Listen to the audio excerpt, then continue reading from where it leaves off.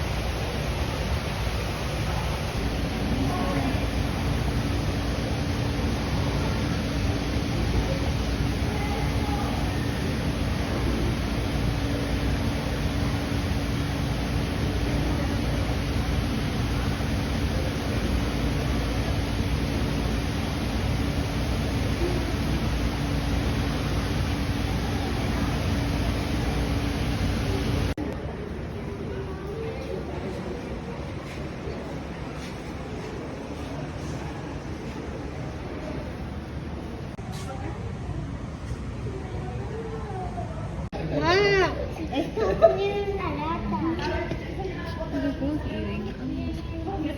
think you're gonna comer la pasta.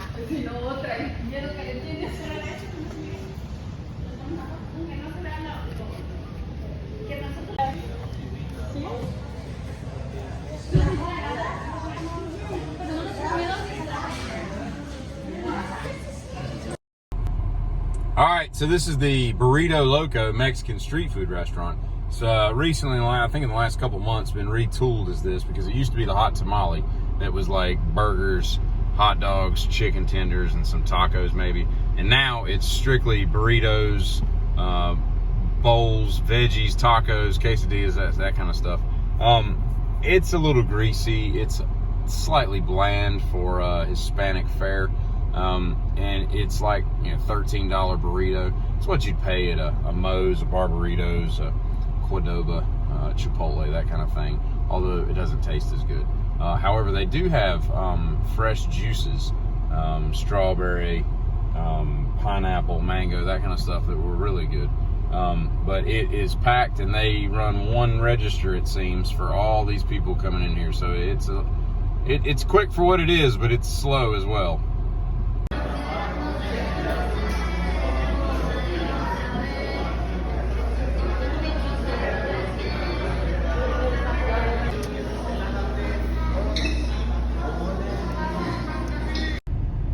So here you got the communal bathrooms. You can just pull in off the highway and just bathrooms. The weird part about it is in both the men and the women, they have bathroom attendants, which is basically just a local dude sitting in a folding chair handing you a folded paper towel. It's a little weird. Here's the infamous 200-foot sombrero tower. But don't waste your time going there because it's rarely, if ever, open. It seems the elevator never works. It's always on the fritz. They have stairs, but for some reason they won't let you go up in it just taking the stairs. In the basement, or in the main floor of it, it's just a bunch of video games, and it's rather loud in there. Kind of silly. You can look at it, but good luck ever getting a chance to go up in it. So here's the largest of the gift shops. There's like 3 or 4 gift shops. It's got a hat store. It's got every piece of useless trinket that nobody really needs. Everything's vastly overpriced for what it is. I mean, it's cool to walk through and just, fumble around and look at stuff, but there's nothing really that you're going to want to take away from there, but it's there. One big fireworks store. You could buy anything you want and spend a lot of money doing it. It's been popular all day long. Place has not slowed down yet. Of course, it is the weekend of 4th of July. So what you're looking at here is the I guess the main sign for the facility. The yellow building is another smaller version of the larger across the street novelty shop, I guess you call it. They've got a bunch of Mexican items as well as an African section in this one. There's also a seasonally open ice cream shop as well as the Sombrero restaurant, which is a little more, I dare say, upscale than the Burrito Loco is. And attached to that is the bar. There's a bar as well, not open on Sundays because this is a dry county. Here's the pleasure dome that covers the pool over the motor lodge, the south of the border motor lodge. Don't waste your time unless you're used to just rundown hotels. And when I say rundown, I don't mean like, it's not rundown in the sense that it's not kept up maintenance wise and all, but in terms of cleanliness, it's 50 some years old. It's got to be. And so the rooms, although probably cool back in like the 80s, they've seen better days. Let's just say that. Nothing was dirty, but it's not really something that invites you to want to stay multiple nights.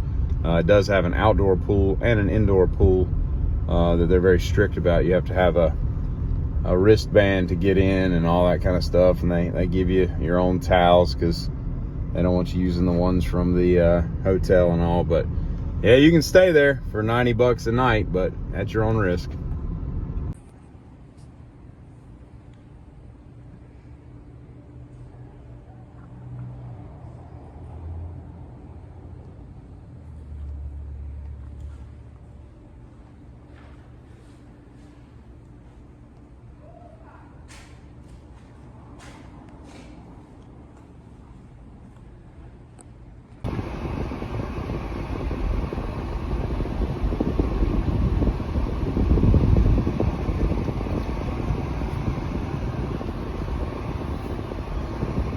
going to give you a quick review of the cheap room here. Welcome to 1967. Double beds, multiple outlets, and you have a lamp. Come on in. The room is very air conditioned, I will give it that. It's very, very old school. You've got a secondary door porch, overlooks the nice convention center, but the outdoor pool is just beyond our reach here. You got a nice, what looks to be a 32-inch TV with remote. They give you towels and wristbands to go to the pool because you know you don't want any riffraff just popping in. So we go over in here to the El Baño. You got a little freezer, refrigerator, a little ice bucket. Some of these, I can never steal these hangers, whatever. Everything's nice and brown. Old school sink, not exactly regulation height. Blow your nose.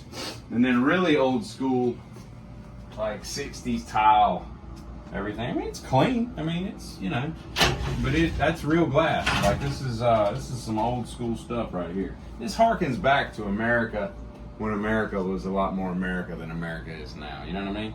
But hey, $89.38. Come on, man. Come on.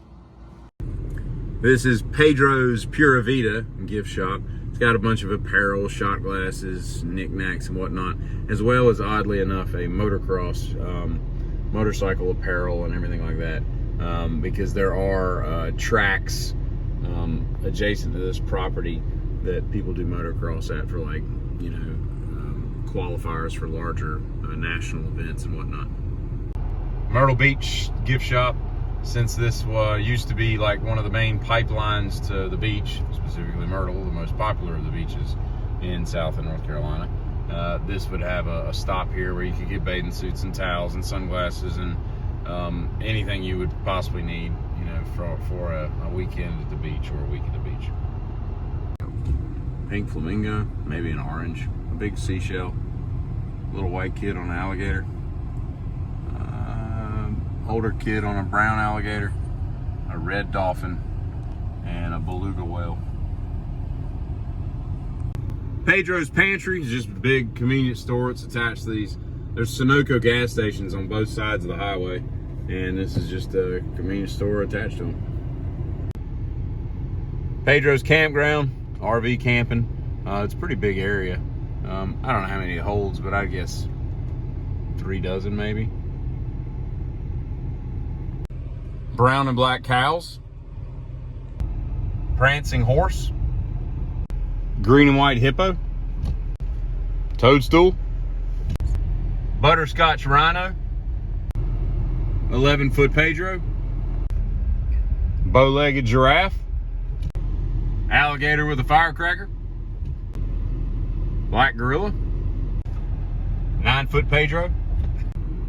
Cheeseburger and weenie dog. A red ape. 15-foot Pedro. Yellow elephant. Yellowfin. 15-foot Pedro. Big old spark plug. 15-foot Pedro. Orange giraffe with sun. Green ram. Black hippo. Couple blue burros. Myriad pink flamingos. Brown bear. Lion, jackalope, and apparently a purple dinosaur. Orange and green turtle. 10-foot gorilla. Oddly colored gorilla.